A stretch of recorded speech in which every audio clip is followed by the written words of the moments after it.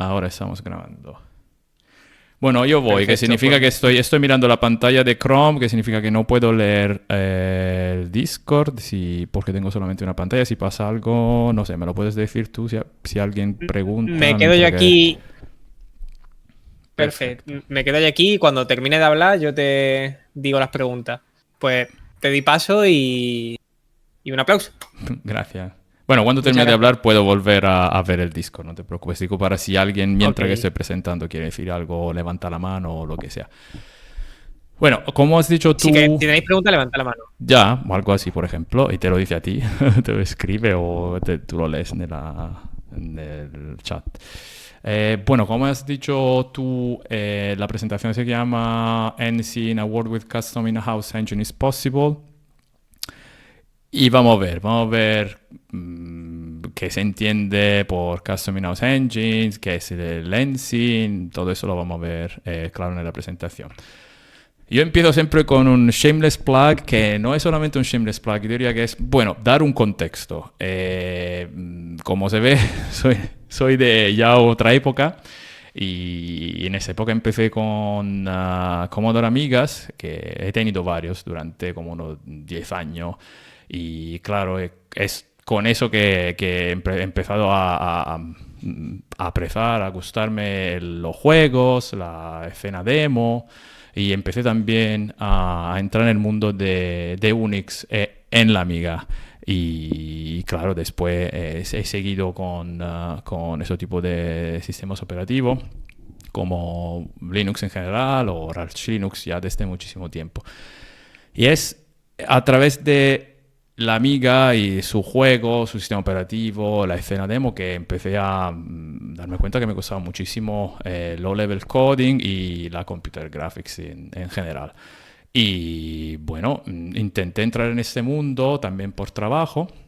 Y lo que hice durante estos años, trabajando en varios sitios, en Inglaterra, en Suecia, por ejemplo, y rol de engine programmer tuve en Oxford con Natural Motion y trabajando después en Frostbite, pasando desde engine genérico a rendering, entonces gráfica solamente, y después trabajé también en el Creation Engine de Bethesda, trabajando en Starfield, siempre como rendering engineer. Pero lo decía de trabajo, pero me gustaba también hacerlo en mi tiempo libre y por eso empecé con ese proyecto ya hace bastante años. Vamos a ver qué es un in-house engine, qué se entiende. Es custom porque, bueno, tú lo haces porque tienes en la mente un juego en particular. Dice, voy a hacer un engine para ese tipo de juego, que no es algo genérico. Y es in-house porque vamos a hacer el juego y el engine al mismo tiempo, solitamente decimos dos equipos distintos que pero están de la misma empresa y se pueden comunicar. Claro que hay algunas excepciones como engines que se puede utilizar para más de un juego, que significa ya que son menos custom y son un poco más genéricos, o que se puede dar licencia a otros estudios como los de id Software, o como decía antes, que el tech team, el game team puede estar en dos subcompañías, decimos, distintas, como era el caso de Frostbite en Suecia, donde nosotros teníamos DICE arriba y todos los estudios de EA estaban en todo el mundo y nosotros estábamos en Suecia, en Estados Unidos, en Canadá, pero como entidad Frostbite que era separada. Para nosotros los juegos, los estudios eran como clientes. Teníamos documentación, teníamos video tutorial y era como un producto. Teníamos release y todo eso. El opuesto de lo que he dicho hasta ahora es una tecnología que es más genérica, que tú la puedes utilizar para diferentes tipos de juegos y que algunas veces están desarrolladas por empresas que solamente hacen esto como si fuera un producto y no hacen juegos. Por ejemplo, yo que sé, Unreal, bueno, Epic Games hace también juegos, pero pensamos a Unreal como engine o a Unity, CryEngine y todo lo demás, son más genéricos y están hechos por entidades, que pueden ser compañía o comunidades de desarrolladores open source que hacen solamente eso. Y ese tipo de motores custom lo vemos sobre todo en juegos, decimos, AAA, pero hay muchísimas excepciones indie que vamos a ver en un rato. Pero, ¿por qué estamos hablando de ese tipo de motores cuando todo el mundo utiliza Unity, Unreal, y por qué nosotros no podemos hacer como todo lo demás? Parece que funciona muy bien, ¿no? Bueno, funciona, pero hasta un punto. Hay algún problema que hemos visto. Ahora no sé por qué no se ve la actualización de esta presentación que hice el otro día, donde también he puesto por aquí donde está el espacio blanco la noticia de hace poquísimo tiempo, que básicamente hicieron un paso detrás y diciendo... todo ha sido una broma, la runtime fee ya la cancelamos.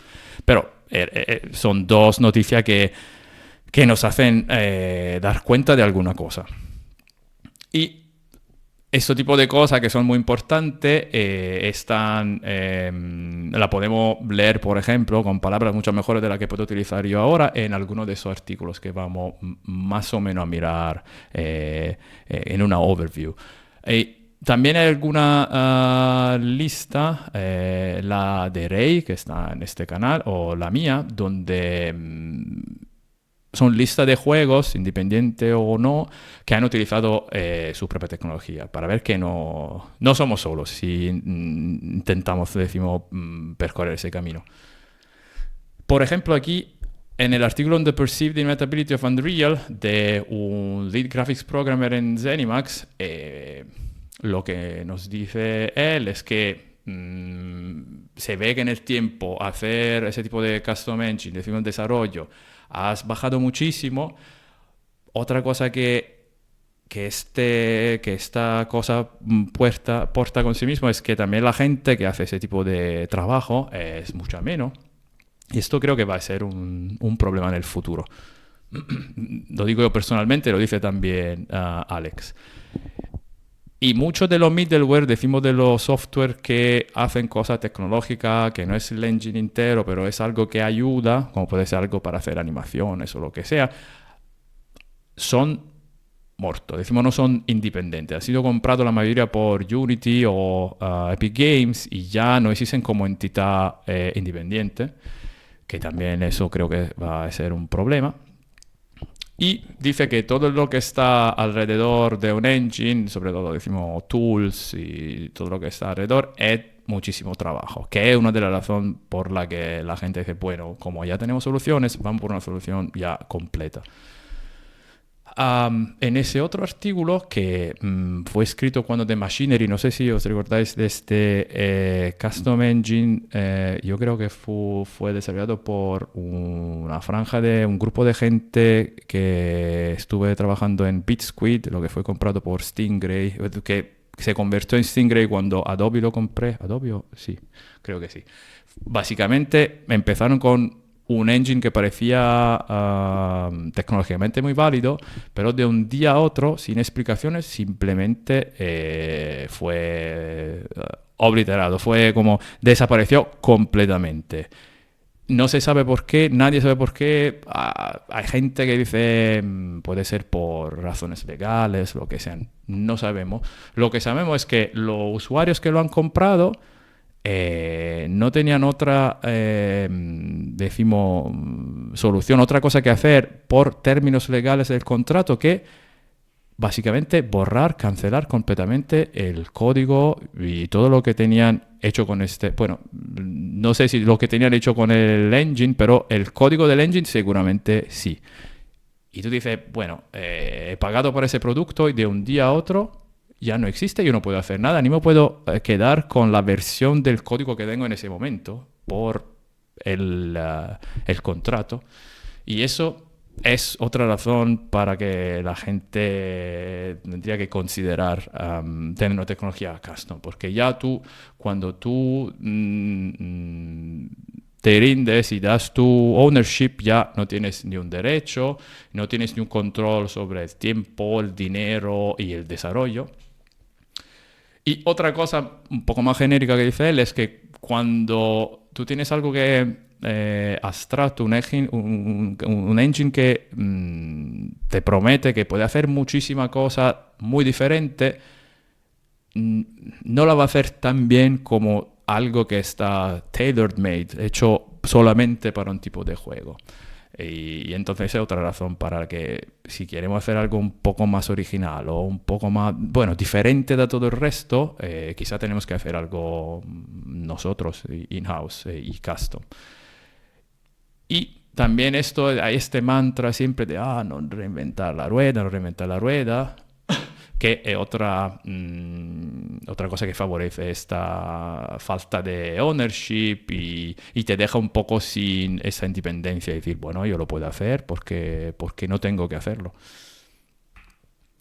Este otro artículo, otra vez que dice, ¿por qué no sería mal hacer nuestra propia tecnología? Porque aquí otra vez el tema de la innovación, ¿no? Que si tú tienes el control sobre la tecnología, puedes hacer algo que es único, innovativo y que no es siempre la misma cosa, decimos, hecha con, ahora no me viene la palabra the mold, pero sí, todo iguales. Y también hay algún tipo de desarrolladores que le gusta hacer algo que sea nuevo, que tenga la tecnología, decimos, más state of the art, y que quieren hacer algo que deje la marca. Y cuando haces custom technology es algo que atrae a este tipo de developers. Y también dice, bueno, que claro, cuando empiezas vas a invertir muchísimo tiempo, dinero y todo esto, pero la inversión al final es algo que lo ves a largo plazo, decimos, todos los que has invertido. Y aquí también lo que pasaba con el screenshot de la news de Unity es que no sabemos qué va a pasar en el futuro. Esos son entidades, decimos, del mercado económica que quieren tener sus usuarios y también, claro, ganar dinero. Y no sabemos qué pasa. Cambia un CEO y van a cambiar los términos legales y nosotros no podemos controlar nada de eso porque aceptamos términos de contrato y ya está. Bueno, aquí dice también algo un poco, decimos, técnico, que puede pasar o no. Pero dice que son más rápidos de compilar y de ejecutar. Bueno, eso depende. Y algún juego, otra vez un tema del artículo anterior que dice que algún juego tienen algún requisito que son cosas que una tecnología muy, muy genérica no puede hacer o no puede hacer de una manera simple y tal vez tiene que cambiar todo de tu engine. Quizá tienes Unreal y tienes que cambiar el código porque quieres hacer algo diferente. Y esto es básicamente el último punto que dice que incluso si tú te compras algo que ya está hecho, algunas veces tienes que poner una inversión para cambiarlo y hacerlo como tú quieres. Y el último, decimos, artículo es del manifiesto de Endman Network, que es una comunidad de programadores y desarrolladores que quieren volver a un tipo de informática un poco diferente, donde en vez de utilizar muchísimas librerías y layers on top of layers, donde tú ya no sabes qué está pasando y tener todo, decimos, ya hecho y poner estos componentes juntos y al final dice construir máquinas de Rube Goldberg, que son máquinas, decimos, que están... son parodias, claro, este tipo de máquinas, pero nos hace ver qué pasa si tú juntas mucha cosa, algunas veces no lo estás haciendo de la manera más optimal, decimos. Entonces, ellos son para ese tipo de desarrollo diferente, donde tú tienes la curiosidad, el desarrollador tiene la curiosidad de ver cómo funciona la cosa y de trabajar con la computadora, de ver cómo funciona para hacerla de la mejor manera posible y qué significa básicamente hacer tecnología custom. Como decía antes, hay algún ejemplo, algunos quizás son muy famosos, pero otros creo que no. de juego del ecosistema indie que no han utilizado la clásica combo de Unity y Unreal. Por ejemplo, Spelunky ya desde hace tiempo, ya sé, porque voy en orden cronológico. Lo primero que tengo aquí es Spelunky y es Game Maker. Ya la versión HD y el 2 utilizan un custom engine, que significa han ido por ese camino. Legend of Grimrock, no sé si lo conocéis, que es todo 3D y con una buena tecnología, por lo menos por el tiempo, han sido hechos con custom engines.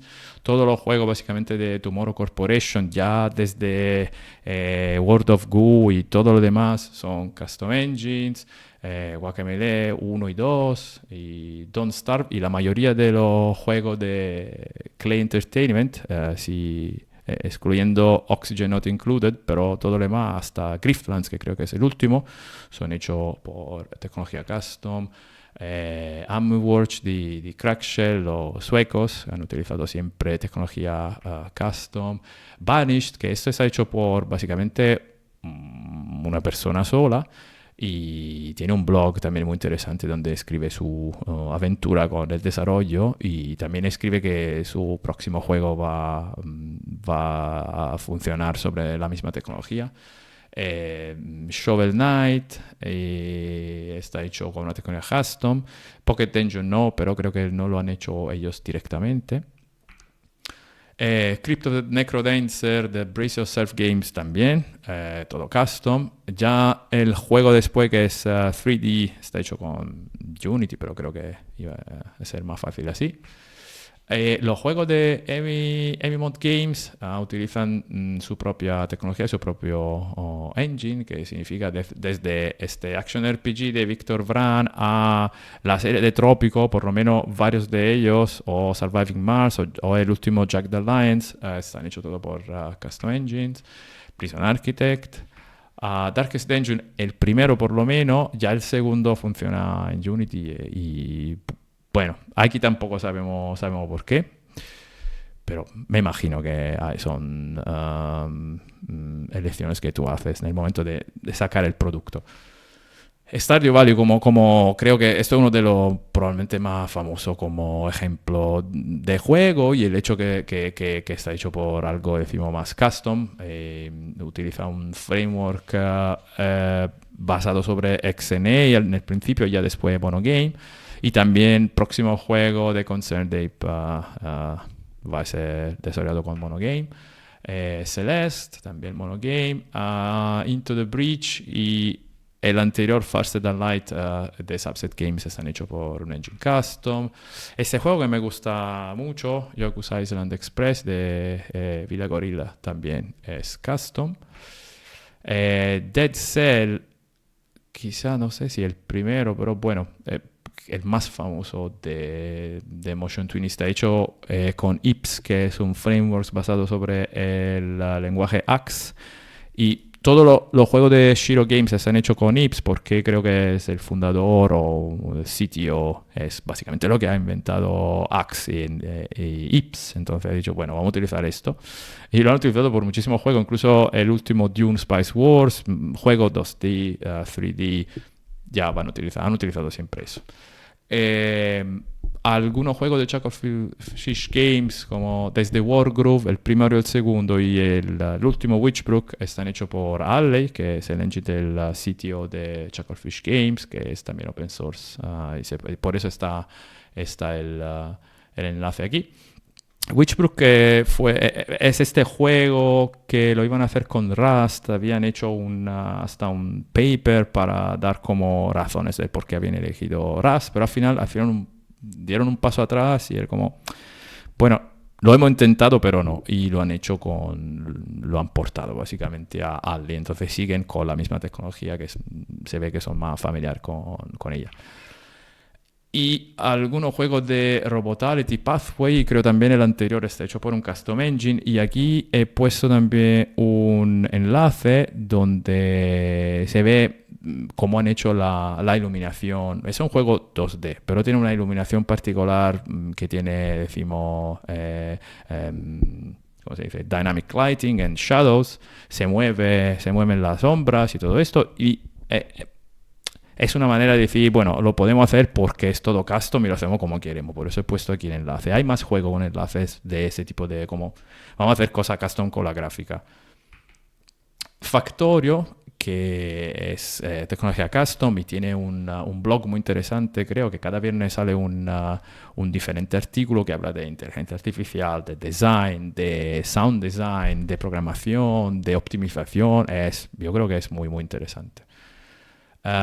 Los juegos de Supergiant Games también están hechos con tecnología custom. Antes era XNA y Monogame, ya la mayoría de lo anteriores. Y el nuevo AIDS, y me imagino AIDS 2 también, está hecho con The Forge, que es como un abstraction layer para API gráficas, que tú básicamente puedes contratar a Confetti FX, la compañía, y lo utiliza en tu juego. Pero es básicamente un API. Entonces podemos decir que está hecho sobre es un framework sobre The Forge, entonces, bueno, es custom. Eastward también. Y aquí tenemos desde de Twitter un artículo, un tweet donde nos muestra algunos, deferred buffers. Se utilizan como un deferred rendering, pero en 2D para hacer aquí también efecto de luz dinámica. Y eso también es porque han tenido la libertad de hacer como querían, porque utilizaban tecnología custom. Rift Breaker, eso también es 3D, muy moderno y está hecho todo custom. Teardown, eso también es muy interesante. Es como todo hecho por voxel y destrucción de voxel, y está hecho en OpenGL y C++ y lo demás. Los juegos de Terrible Toy Box también. Desde el anterior, Thimbleweed Park y Return to Monkey Island, están hechos con la misma tecnología. Y este es el último que tengo, Balatro, que salió hace poco, que está hecho con Love, que si no lo sabéis es como un framework que utiliza Lua para la programación, y creo que es bastante famoso el tweet donde salió parte de la programación de Balatro, donde estaba todo una serie de if-else que eran como 3000 para gestionar el design, la elección lógica del juego. Pero parece que funciona bien hasta en los Switch. Entonces, bien, la performance bastante bien para lo simple que es el juego, por lo menos. Y, tengo otro, Norland, creo que lo añadí porque me di cuenta de ese artículo, que es otro artículo de un juego 2D donde hacen cosas custom con los shaders para hacer algún efecto de weather, shadows y ese tipo de cosas. Y aquí terminamos la primera parte. Y os hablo un poco de qué es Ensign, que el nombre ya dice todo. Cuando lo elegí hace mucho tiempo, no tenía más creatividad que poner mi nickname con el hecho que es un engine y llamarlo Ensign. Y básicamente es un framework, diría, para hacer juego en 2 dimensiones que funciona en muchas plataformas diferentes, desktop y, mobile y web. Funciona también en alguna cosa más o menos rara. Por ejemplo, mi primer smartwatch con Wear OS, que no se llamaba Wear OS al tiempo. Raspberry Pi, Steam Deck, son todas cosas que utilizan Linux o Android. Entonces, si funciona en Android, funciona también en esto, y si funciona en Linux, también funciona en Raspberry. Y también, como funciona en diferentes plataformas, funciona también con diferentes compiladores. Que eso es muy, muy útil porque cada compilador te puede dar warnings distintos, o alguna cosa puede funcionar de una manera y de manera diferente en otro. Y decimos, cuando funciona en más o menos todos, sabes que lo está haciendo bien. Y se puede utilizar para hacer juego, pero también prototipo, también tools o también demos, decimos demos gráfica o cosa que, bueno, eso fue también una de las razones por la que lo hice, para hacer cosas, yo qué sé, de gráfica con OpenGL, pero me servían también otra cosa para soportar el multiplatform. Es open source con una licencia MIT, que es una cosa bastante buena, importante, creo. Y otra cosa que yo digo siempre, pero cada vez menos así, es menos el caso, pero yo creo que sigue siendo bastante pequeño como para ser utilizado para, decimos, empezar en este mundo de engine programming o graphics programming y ver cómo funciona la cosa. Y alguna de las cosas que decimos de la main features de RIA es que, bueno, está escrito en C++, pero tiene también un bindings con Lua, se puede utilizar casi todo con Lua, seguro se puede hacer juego con Lua. Lo que utiliza, decimos, para la gráfica y para el audio, OpenGL y OpenAL. Y el hecho que ellos, por lo menos para los resources, decimos, para cargar imagen o para cargar sueno, bueno, sound effects, utilizo directamente la librería. No tengo los, decimos, one header libraries o cosas así, porque quería ni añadir dependencias y también me gustaba ver cómo funcionaban la API de esta librería. Por eso utilizo directamente libpng, libwebp o libogg, libvorbis para cargar ese tipo de resources. Básicamente, como es un juego, bueno, un framework 2D, la unidad más importante son los sprites, son las cosas que tú vas a mover en el esquema. Y desde casi el principio, el batching de los sprites fue una cosa que tenía mucho en cuenta, que tuve mucho en cuenta. Al principio, como tenía XNA como modelo, lo hacía como una lista, pero no me gustaba que el usuario tenía que decir, empezamos aquí este tipo de los sprites, batching y todo eso. Entonces ahora es todo automático. Y los sprites pueden ser rectángulos o también meshes, decimos tener vértices en UV coordinates, y se pueden animar, por ejemplo, con sprite sheets. Otra cosa que añadí hace poco, relativamente poco, son los custom shaders. Decimos, significa que el usuario tiene una API para decir, ese sprite quiero que se renderice con este shaders que te voy a decir yo. Y si tú lo escribes de una cierta manera, puedes seguir utilizando el automatic batching. Y otra cosa que añadí junto a los custom shaders fueron las multiple viewports, que es importante para hacer, por ejemplo, post-processing, yo que sé, blur, por ejemplo, o hacer split screen o efectos de ese tipo. Importante también es el texto.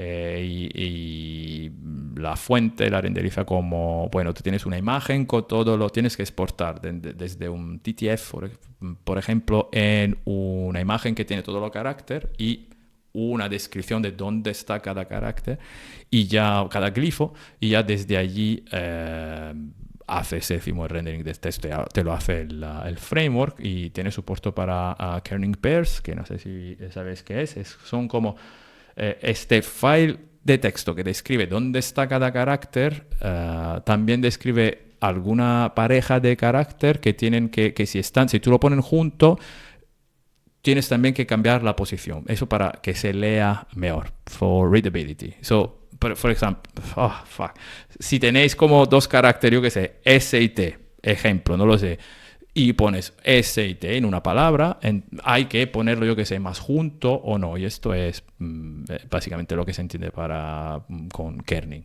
Y tiene también el soporte desde no muchísimo para caracteres que son Unicode, caracteres raros, decimos. Y bueno, también Logic System, pero esto ya son cosas menos raras. Otra cosa que soy bastante orgulloso, y son de las cosas que dice, pero ¿por qué lo haces? Bueno, porque puedo hacerlo, ¿no? Bueno, esta no es la razón principal, pero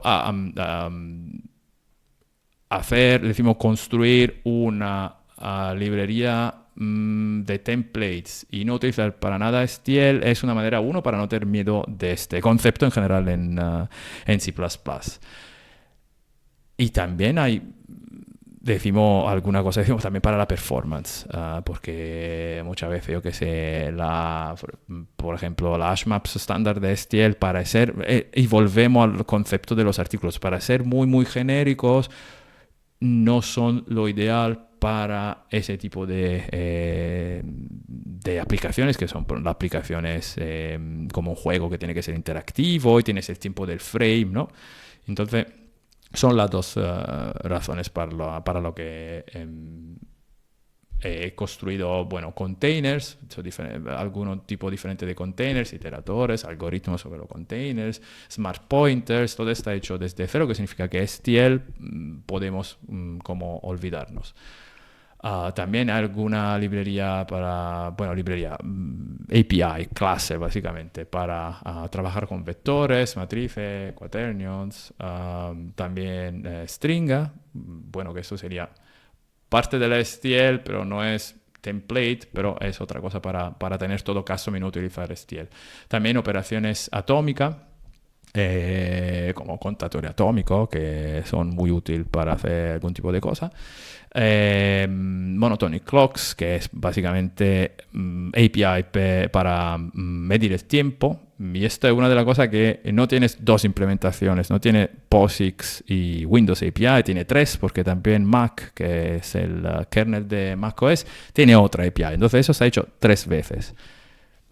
Y se puede mirar en GitHub. Los alocadores custom también fue otra cosa que era como, quiero aprender esto, que es bastante importante en este mundo de los custom engines y bueno, estudiando y leyendo artículos lo logré, y entonces hay custom memory allocators, se pueden habilitar o no, puede utilizar malloc, bueno, new que utiliza malloc o new que se apoya a custom memory allocators o utilizarlo allocators directamente, eso es como quieres. Otra cosa que ahora está en la STL y que yo no utilizo son todas las funciones para leer el file system, bueno, para hacer queries o operaciones sobre files y directories. Otra cosa que es, decimos, low level system programming, sería como, y que también están en la STL ahora, sería como crear threads o cómo sincronizar los threads o cómo asignar la affinity, que es básicamente decir al sistema operativo: estoy creando este thread y quiero que se ejecute solamente en el core número 4.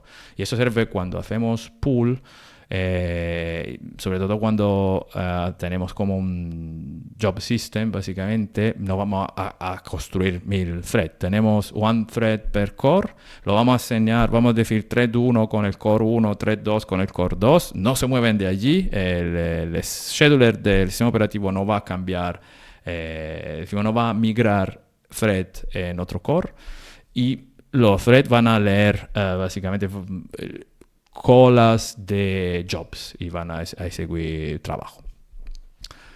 Otra cosa bastante inusual, pero aquí también es mi gana de saber un poco, decimos, de hacerlo funcionar con diferentes API / frameworks, es que funcione con GLFW, que funcione con SDL2, y al principio porque eran al principio fue SDL1 y después SDL2, porque era como algo, y esto al principio era como una manera de decir para aprender y que funcione, para tener abstraction y saber cómo hacer la abstracción de ese tipo de cosas, pero al final fue también útil porque, por ejemplo, con Emscripten hay alguna vez que GLFW no funciona tan bien, alguna vez que SDL2 no funciona tan bien, entonces poder elegir no está mal. Y Qt5 también fue importante para soportar, decimos, desarrollo de aplicaciones que tienen Qt5 para la interfaz y dentro de un widget tienes Lensing que funciona básicamente. Entonces te da otra posibilidad de hacer un tool. Tú quieres hacer un tool con Qt5, pero tener como embedded el Lensing, puedes hacerlo ahora. Esta del gamepad mapping es una funcionalidad de SDL2 y me gustaba y reimplementé todo de cero el parser y ahora tengo, decimos la misma stringas de SDL2, la importo el database y ya la puedo utilizar con GLFW o Android, porque en Android tampoco utilizo SDL2. Entonces fue otra cosa que, don't reinvent the wheel, pero al final sí. Hay integraciones con otros tools que yo creo son muy importantes. Por ejemplo, DRM GUI para todo lo que sea debug interfaces, lo utilizan todo el mundo, de AAA, indie, todo lo utilizan y es súper bueno para esto. Pero faltan alguna cosa, por ejemplo, el skinning, o si quieres hacer la interfaz del juego, no tienes bastante flexibilidad. Entonces añade también Nuclear, que tiene un poco más de flexibilidad sobre el skinning o sobre el aspecto gráfico, pero mucho menos completa de DRM GUI. Por eso, para debugging, DRM GUI, que tiene todos los sliders, checkbox, todo lo que te puedes imaginar, y Nuclear para si quieres hacer un juego y quieres poner botones y cosas no demasiado complejas, pero que tengan su customización gráfica. Y integraciones también con tools para hacer debugging gráfico como RenderDoc. Y cuando digo integración entiendo no solamente que tú puedes hacer capture de un frame, que eso se puede hacer básicamente casi siempre, pero que tú si haces launch de Lensing o de una aplicación que utiliza Lensing con RenderDoc, tienes la posibilidad dentro de Lensing con su overlay de debug de decir, le pongo ese comento, se hace la captura o hace la captura ahora o ese tipo de cosas. Por eso digo integración con la API de RenderDoc, que me entiendo. Y Tracy, que es un frame profiler de puta madre, diría, que ya lo sigo desde bastante tiempo y ahora se ha hecho tan grande que lo utilizan hasta AAA games. Y ahora lo encuentro hasta en el trabajo. No puedo decir dónde, en qué juego, pero allí tiene la integración con Tracy. Y esa integración es una de las que tienes que... No es un profiler estadístico que hace sampling de dónde estás y cuántas veces ha llamado una función. Es un profiler donde tú tienes que instrumentalizar tu código, decir, quiero ver esta zona de mi código, que puede ser una función o más, cuánto tiempo prende. También Tracy tiene muchas más cosas, te puede decir dónde empiezan y terminan los logs, si tienes mutex logs o los diferentes threads que hacen, tener mensajes, decirte la alocación de memoria que tú haces. La diferencia pero es que es un frame profiler, entonces te muestra en su, decimos, programa gráfico, te muestra un fotograma a la vez, te dice, en este fotograma está pasando esto y eso es el tiempo que pasa y tú lo ves todo frame per frame, que es la cosa más importante. Pasamos ahora a cosas un poco más, desde el wall of text a cosas un poco menos pesadas, que son alguna... Un segundito, Dime. Te voy a interrumpir. Antes de que continúe, tenemos una duda. Que dice, qué guay, ¿el kaining te llega como offset o te llega esa info? ¿O cómo te llega esa info? Perdón. La tenemos de hace casi 10 minutos. Ay, perdón, ya, no, sí, bueno. La aplicación que ahora no me utilizo, que no me acuerdo, que creo que es la que utilizo, pero hay varias, para generar desde el TTF la bitmap y ese file de texto, que creo que se llama el FNT, el formato de ese texto, es un programa hecho por el mismo tío que has hecho Angel Code, que es un lenguaje de scripting que tú puedes hacerle embedding en tu motor, por ejemplo.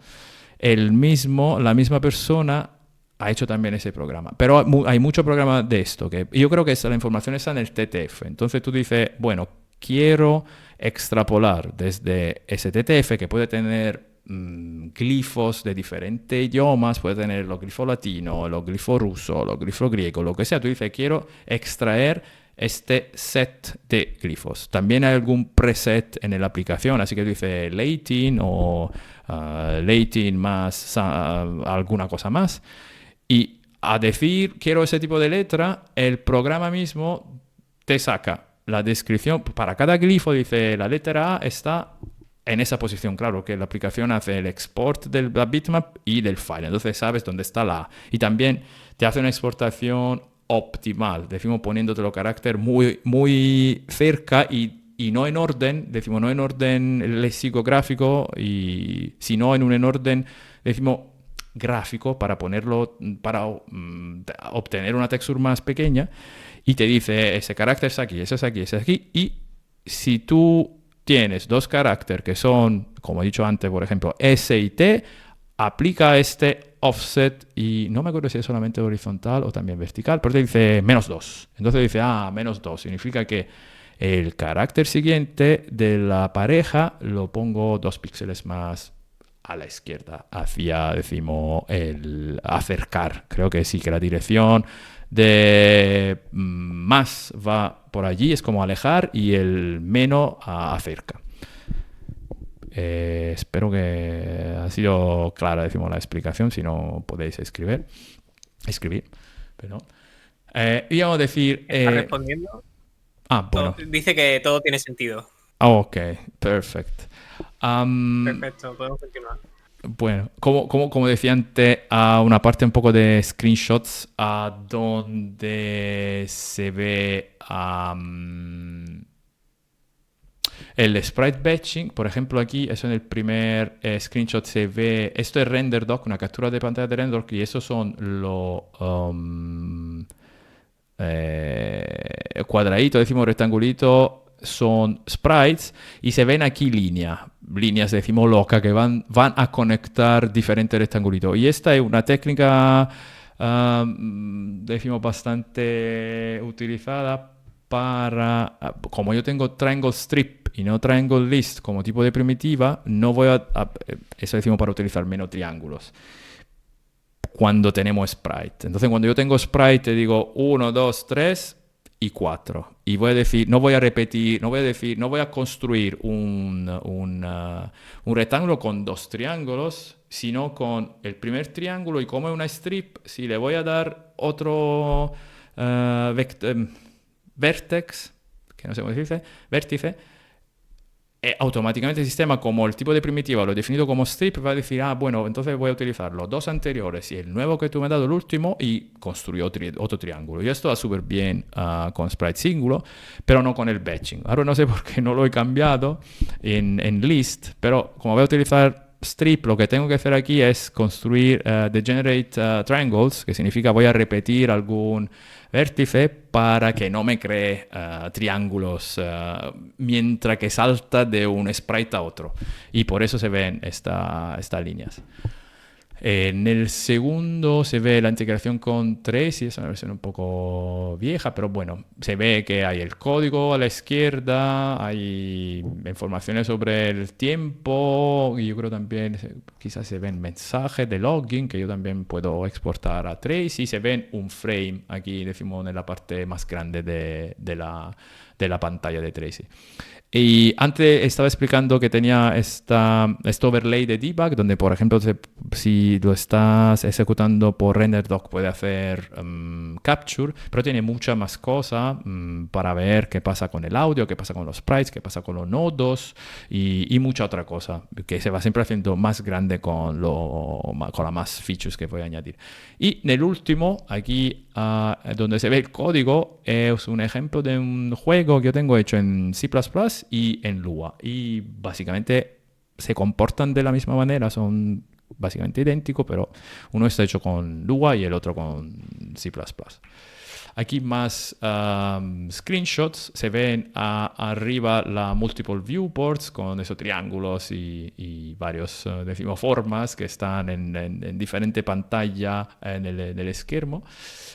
A la derecha en alto tenemos Custom Shader, es un ejemplo de, eso es todo 2D, es un ejemplo de normal mapping con una normal map muy clásico y no sé si se ve poco, pero también hay como algunos pasos de blurring para tener, decimos, un bloom de la parte especular de la luz. Y todo eso es eso, está hecho con Custom Shaders, que significa el engine no no cambia, el código del engine no cambia, sino la aplicación que utiliza la librería del engine puede decir, quiero utilizar esto, quiero utilizar este shader y te doy el código GLSL y quiero que tú hagas off-screen post-processing para hacer el blur y todo esto.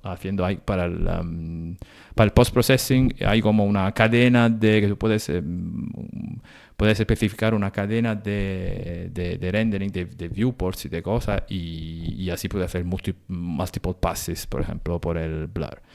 Aquí abajo tenemos un test para los alocadores, no me acuerdo qué tipo de alocadores tenemos, pero aquí se ven, tú puedes, decimos, testar el alocador con una interfaz de AIM-GUI y decir, aloco esto, hago free, aloco aquí no puede alocar porque el tipo de alocación es lineal, por ejemplo, o resetear el alocador. Esto fue muy importante para testear que funcionaba básicamente. Y de esto hay también un vídeo que quizá, sí, por eso la mano cambia, el puntador cambia, y aquí dándole de la presentación a la imagen ya salta a este vídeo donde también explico un poco cómo funciona la cosa. Y aquí se ve el text rendering, donde creo que alguna de estas, si por ejemplo el punto con la A está más cerca, creo que se ve el kerning. Y también en este test, sí, aquí se ve muy pequeño, pero hay como una checkbox del kerning, y si tú le das, lo puedes deshabilitar o habilitar y ver cómo cambia el rendering del texto. Algunos de las herramientas que he utilizado, que yo creo que son fundamental, algunos son como, no se puede vivir ya sin ellos. Por ejemplo, CMake, que todo el mundo parece que odia a muerte, pero para mí es como, quizá no es el optimal, quizá su lenguaje de scripting, de programación, quizá es una mierda. Bueno, pero es como donde encuentra, por lo menos hace 12, 13 años cuando empecé, donde encuentra una aplicación, un programa que te haga que tu librería, tu framework en ese caso, funcione en un montón de diferentes plataformas, que también soporte unit testing, que también te haga el installer para macOS, para Windows, que funcione donde sea, que soporte opciones, que soporte flags del compilador, que recompile con eso, con el otro, es como, no sé. Y son tantas líneas de código hasta ahora, yo qué sé, 3.000, 4.000, que ya es como, eso no se toca, esto no lo voy a cambiar nunca más, eso va a ser CMake para siempre. Como decía antes, unit testing, para el unit testing yo utilizo la librería de Google, que creo que es una de las más utilizadas para C++. Y hay también una librería siempre de Google para benchmarks, en ese caso micro benchmarks, que yo lo utilizo principalmente para testar que mi versión de la STL funcione, decimos, con un nivel de performance adecuado, y por eso tengo micro benchmarks que testan, yo que sé, mi hashmaps y las hashmaps de STL, por ejemplo. Otra cosa muy importante que muchas veces no se habla son el coverage de los unit tests. Por ejemplo, yo los unit tests lo utilizo sobre todo para mi librería de template, que son la cosa básica donde todo funciona encima. Entonces, si tu array tienes algún problema, no el problema más clásico que tú haces algo y explota, quizá un problema de lo que no es tan fácil, decimos, o lashmap, que no es tan fácil buscarlo o verlo, pero alguna vez que pasa, tú haces tu juego y dices, pero ¿por qué está pasando esto? Entonces, si no es afidable, tienes un problema. Entonces, ¿cómo lo resuelvo? Con unit testing. Un problema de los unit testing es que no sabes si de verdad estás testeando todo. Quiero decir, no sabes si al ejecutar la batería de test que tienes, 50, 100, 2000, vas de verdad a ejecutar todas las líneas del código de la clase de hashmaps, por ejemplo. ¿Estás seguro que tienes si hay un if-else, vas a entrar en la rama del if y en la rama del else con alguno de esos tests? No es tan fácil. Por eso hay maneras de hacer esto, el coverage, a ver si cubre todas las líneas, que básicamente es algo que el compilador te ofrece, y tú puedes compilar tu programa con algunas opciones para que cuando tú ejecutas los tests, también ejecutas también genera alguna descripción que un programa como Gcover te puede, decimos, analizar y construir un report, un informe que te diga, incluso con el código y con colores, a ver, básicamente como si fuera un heatmap, si tú estás ejecutando de verdad hasta esta línea, la última línea, o no, que creo que es muy importante para que, como decía antes, tu librería básica, que es esta de los containers, por ejemplo, todo esto, sea bastante sólida. Otra cosa que yo creo que es fundamental es la continuous integration, que significa que cada vez que hagas un commit, hay algo que se ha automatizado. Antes lo hacía yo a mano, pero es como imposible, porque hay tantas combinaciones, hay como una matriz de combinaciones entre compiladores, build type, que puede ser release, debug, y también plataforma, que son como, yo que sé, 50 diferentes compilaciones distintas. Y también con algunas opciones. Quiero esto con Android, con esto incluido, con la integración de RenderDoc. Sí, no. Hay muchísimas combinaciones que tú solo no puedes testear, y es por eso que la Continuous Integration te ayuda. Antes utilizaba, ¿cómo se llama? Travis CI, después Azure, y ya después cuando salté a GitHub, utilicé también lo que tienen ellos, decimos, integrado, GitHub Actions, y creo que funciona bastante bien. ¿Algún otro tool, por ejemplo, para hacer debugging o análisis del código? CPP Check, que hace un análisis estática del código, te dice, yo creo que aquí está ese problema. Simplemente leyendo el código, sin hacer una compilación. Esto es algo que también Clang te ofrece en su conjunto de tools. Para la memoria utilizo o Valgrind en Linux o el Address Sanitizer, que ahora está en proyecto, creo, de Google, que antes estaba solamente en GCC, después en Clang, ahora en el compilador de Visual Studio. Y tú ejecutas, y al final, cuando sales del programa, cuando se acaba, te dice, aquí creo que el acceso de memoria ha sido un poco, decimos, controlado. Otra cosa importante es también, para mí por lo menos, es la formatación automática del código. Yo lo hago con Clang Format. No es importante el estilo, porque siempre hay alguien que va a decir, ese estilo es una mierda, a mí no me gusta, yo lo haría así. Lo importante, yo creo, es la coherencia, que todo tu código tenga la misma formatación, porque es una manera de ser más claro al momento de leer. Porque al final un programador lo que va a hacer la mayoría de su tiempo es leer código. Entonces, que sea facilitado, ayudado en eso. Y otra cosa que hago para la documentación, no que tenga esta grande documentación, como sabemos todos, no nos gusta a nosotros programadores, pero algo hay que hacer. Y yo hago un mínimo, que es escribir básicamente comentarios en el código y utilizar Doxygen para extraerlos. Y esto también es algo que hago con GitHub Actions, así que automáticamente cada commit, GitHub Actions va a ejecutar Doxygen, a sacar la documentación y a copiarla en un otro repositorio, así que tú lo puedes ver online. Aquí se ven algunos de la cosa que hemos hablado justo ahora. Por ejemplo, Gcover, aquí, como decía, hablaba del código y de esta heatmap. Decimos de la leyenda. Hay solamente dos casos, básicamente. Rojo, que significa que tu test no ha ejecutado, o tu conjunto de decks, ¿no? de tests no han ejecutado esta línea, entonces hay algún problema, puede haber algún problema. Y en la verde te dice que, bueno, sí, de aquí hemos pasado. A la derecha tenemos un ejemplo de documentación ya bastante vieja de Doxygen, que puede también generar ese tipo de de grafos que conectan, que te muestran relaciones entre clases, y para eso puede utilizar, o lo hace él solo, o utiliza GraphViz, que yo creo que es la hostia, es para, generar gráficos de grafos, que no es tan simple, porque elegir dónde poner los nodos de un grafo para que se vea todo y para que no se pierda información no es tan fácil.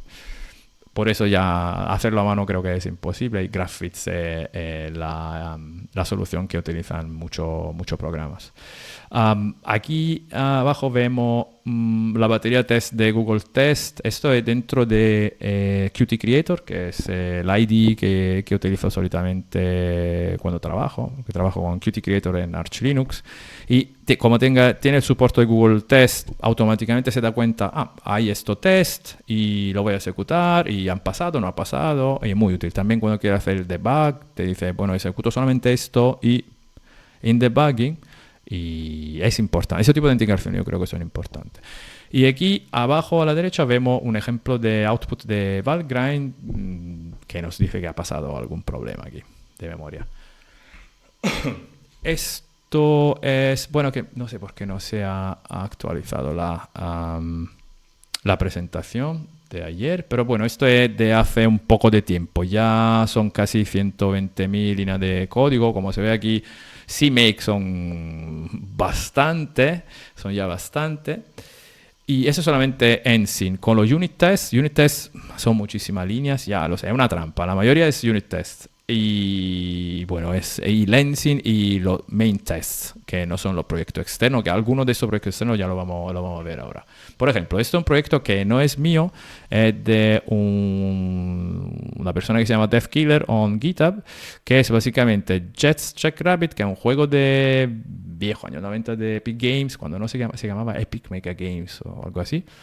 Y él básicamente ha hecho una reimplementation que utiliza los datos originales del juego, pero funciona en Android, funciona en Xbox, en todo lo que quieres, y utiliza un fork dancing. Básicamente ha empezado a utilizar Lensing, después ha visto que no le gustaba, quería hacer cosas de manera diferente, ha empezado a hacer un fork y hacía todo como que quería. Y básicamente se convirtió no solamente en un usuario experto, pero también aprendió cómo funcionaba dentro y me dio muchísima ayuda en general, o diciéndome, este es un bug, o esto lo haría diferente, o incluso yo he implementado esto así aquí porque me servía. Si tú lo quieres, lo copias y lo tienes tú también. Entonces ha sido una colaboración creo muy fructuosa y muy importante. Con Jugilus también ha sido una buena colaboración que sigue hasta hoy. Él básicamente tenía, ahora está haciendo algo diferente. Pero antes tenía este editor básicamente que es un poco como Tiled, que es un editor de niveles donde tú pero también podías poner lógica y te sacaba algo como casi un juego básicamente. Y tenía también, para al final ejecutar ese tipo de juego, tenía como exports para diferentes framework 2D. Y incluyó también Lensing y fue como... Le gustó mucho, decía que era muy rápido, sobre todo en el web. Y por eso yo creo que también hoy en la página de Jujimap puedes probar algunos de estos tests, incluso esto, con la versión web de Lensing. Él utiliza la versión out of the box de Lensing. Entonces es un usuario, utiliza la API sin hacer cosas custom. Y me di cuenta de mucho problema que tenía sobre rendering de sprite durante casi un año de cuando empecé esa colaboración, que era una colaboración muy densa, y en casi un año me acuerdo que tenía muchísimo problema porque claro, él era un stress tester de esta tecnología, básicamente la utilizaba. Porque cuando tú utilizas tu niño, dice, no quiero romperlo, vamos a ver, si hago así, puedes, ¿no? Ya está. Pero él, como era un usuario externo, básicamente era como, quiero hacer esto, se ha añadido esta nueva funcionalidad, vamos a probarla. Y se rompía todo. Pero es la manera, creo, al final de darte cuenta de los problemas. Si ofrece ese tipo de API, tiene que funcionar bajo diferentes condiciones y no todas te la puedes imaginar. Por eso fue, creo, muy, muy importante esto. Fructuosa colaboración. Otra fructuosa colaboración con Fayen, uno de los primeros, creo, el primer usuario de Lenzing cuando ni lo tenía open source, tenía como archivo de binaries de la librería y él fue uno de los primeros a utilizarlo. Antonio es un amigo y creó este platform haciendo también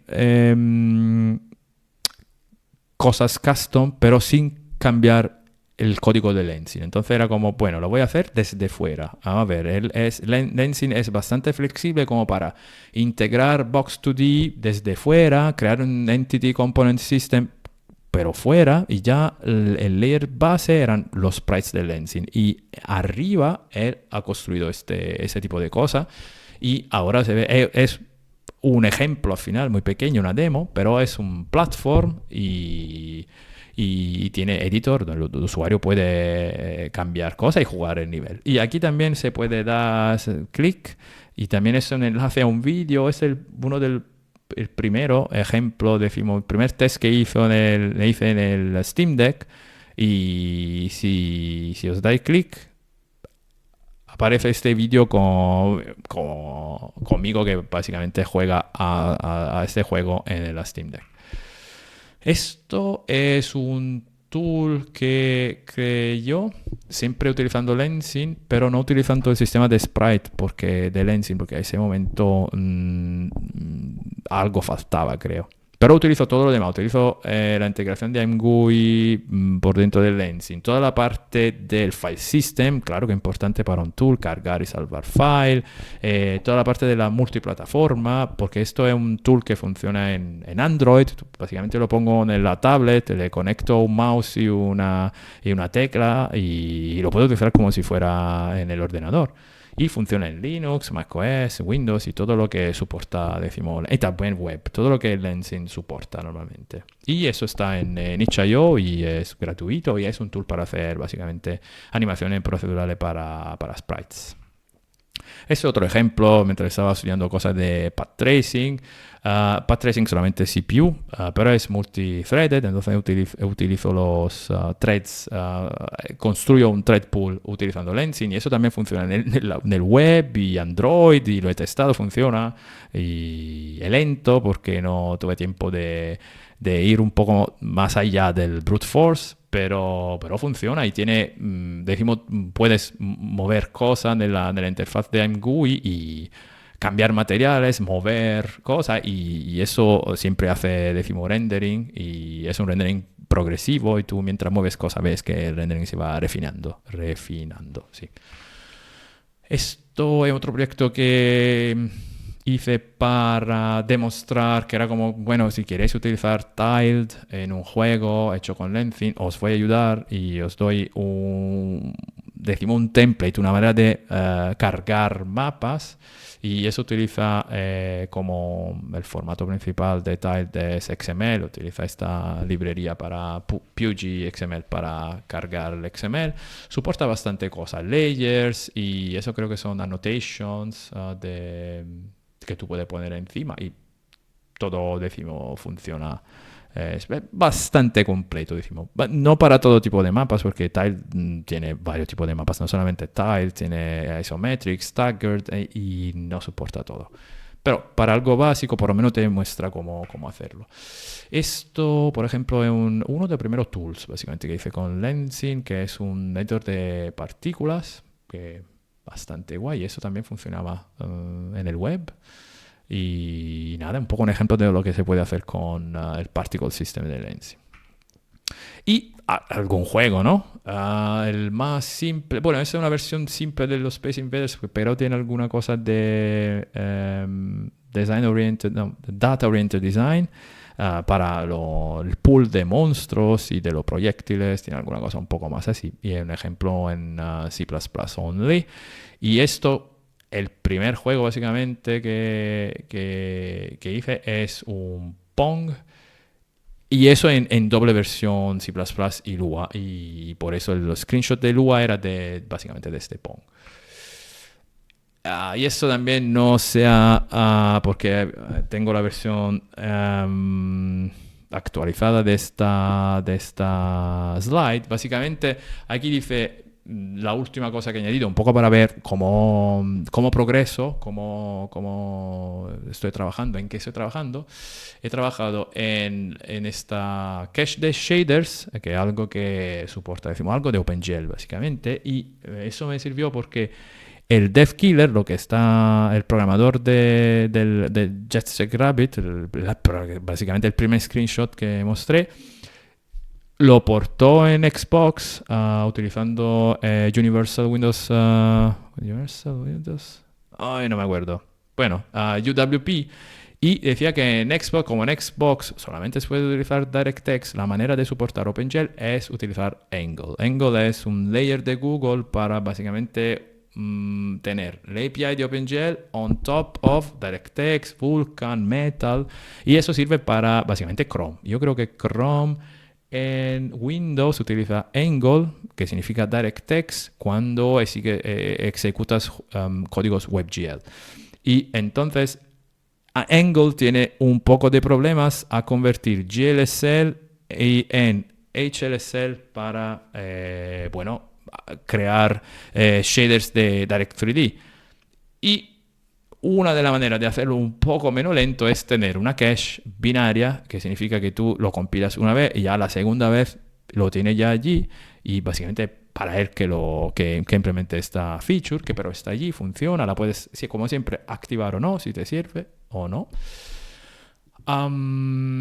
Esta otra cosa bastante importante es la integración con Crashpad, que es una librería de Google, la evolución de Breakpad para ver crash reporting. Eso es cuando das algo en mano del usuario y explota, ¿qué ha pasado? Yo qué sé, ¿se puede reproducir? Quizá no. O quizá la máquina del usuario es diferente, el driver, el sistema operativo, lo que sea. Tener algún tipo de reporting, tener algún tipo de información sobre por qué ha crashado la aplicación al usuario es, creo, importante cuando vas ya a hacer cosas que son tools o juegos. Y esta es una manera Crashpad de extrapolar ese tipo de datos y crear un report. Probablemente Android, como es mucho más difícil, porque como cada versión de Android cambia, soportar esto en Android es difícil, incluso si es algo de Google, entonces no sé si lo voy a hacer. Esto ya, como esto no está actualizado, ya está hecho básicamente, una de las últimas features, que es un poco extender el soporte a OpenAL con extensiones de OpenAL, como la de FX, que básicamente son efectos audios, como puede ser echo, flanger, distortion y todo eso, o low pass, high pass filters. Y como están en la librería, básicamente era hacer las llamadas a la librería y soportar muchísimo, básicamente, sliders y propiedades. Y ya, por lo menos eso se ha hecho. El What's Next, aquí tengo varias ideas desde siempre, pero ya sé, como ya esa no está actualizada, ya sé qué voy a hacer después. Como siempre tengo esa idea del editor que puede ayudar a más usuarios a entrar, decimos, en el mundo del lensing, pero eso va a ser muchísimo trabajo, y cuando hablo de muchísimo trabajo puede ser un año de spare time o más, y no va a ser completo, y va a fallar, y allí serviría la Crashpad Integration, porque ya lo das en mano a un usuario y puede pasar de todo, cosa que tú no te imaginas. Pero bueno, vamos a ver. Yo creo con DRM GUI, algo nativo como Spooky Ghost, esto es algo que me dice, bueno, como ya he hecho Spooky Ghost, que es bastante complejo, un editor se puede hacer. A ver, lo tengo siempre en mente. El soporte para Vulkan es otra cosa que me gustaría mucho, pero eso también comporta, para no perder básicamente OpenGL, crear un backend Vulkan y un backend OpenGL, y en el futuro quizá Metal o Direct3D 12, sobre bajo de un frontend que sería como un abstraction layer, que es la misma cosa que hablábamos antes de Forge. Básicamente tener el usuario engine, el engine solamente sabe de este layer abstracto y hace llamada abstracta, bind descriptor, o yo que sé, create pipeline state, lo que sea, compile shaders, lo que sea. Pero debajo hay una implementación para Vulkan, OpenGL, Direct3D, y aquí, claro, Vulkan y OpenGL y lo demás son bastante diferentes, sobre todo OpenGL, que es un poco más antiguo. Entonces Ya no sé si quitar OpenGL, tener solamente la moderna o hacer de una manera que funcionan todo, porque no quiero perder tampoco alguna plataforma un poco más antigua. Bueno, un juego, siempre tengo la idea, un día haré un juego, pero todo esto está para hacer un juego, pero al final no lo hago nunca. Y el multithreading, que básicamente es lo que estoy haciendo ahora, un job system, más que multithreading. Quiero hacer dos cosas distintas. Una es el job system, como decía antes, con codas. Lo que tengo ahora son codas lock-free, que no utilizan mutex, utilizan los atomics, decíamos antes, estos contadores atómicos para hacer alguna operación de manera mutua, exclusiva, decimos, y eso es la programación, decimos, lock-free. Entonces tengo una coda lock-free, bueno, varias codas, una coda para cada thread y work stealing. Yo hago lane queue solamente en el main thread y los worker threads van a hacer work stealing, roban y así distribuyen el cargo, hacen básicamente automáticamente una distribución del workload robando jobs. Y esto todo desde un grupo de artículos hecho muy bien que describía ese tipo de cosas. Y también lo tiene este artículo y lo tiene mi sistema también, un sistema de tener relación entre padre e hijo de jobs. Puede decir, creo jobs que son hijos de un thread padre y espero el thread padre que termine, que significa que todos los thread hijos tienen que terminar antes. Y esto es muy importante para dar un poco de relaciones, decimos de dependencia. Y otro tipo de relación de dependencia también son los continuations, que es como una lista de jobs que se van a ejecutar en el momento que termine un job automáticamente, que es diferente a lo de esperar y crear otros jobs, básicamente, es un poco diferente. Y otra cosa que también tiene ese sistema es una manera automática de crear constructo un poco más high level, como puede ser el parallel for, que se puede utilizar, por ejemplo, cuando tú tienes un array de cosas, partículas, de datos, partículas, y tú dices, aquí están todas mis partículas, son 1000 partículas, y aquí tienes una lambda que tienes que seguir para ejecutar para cada partícula. Y ese parallel for va automáticamente a hacer enqueuing de jobs y hacer básicamente la división, y tiene algún tipo de template policies, alguna clase que son template policies que van a decir cómo vamos a hacer el splitting. Lo vamos a hacer con número, sobre número de datos o la dimensión del dato. Bueno, hay reglas distintas que el usuario puede elegir. Y la cosa buena es que un job puede crear job hijos, es decir, automáticamente. No lo tiene que crear el usuario. El usuario puede hacer spawn de un job y el job mismo puede hacer spawn de otro job. Entonces se puede hacer como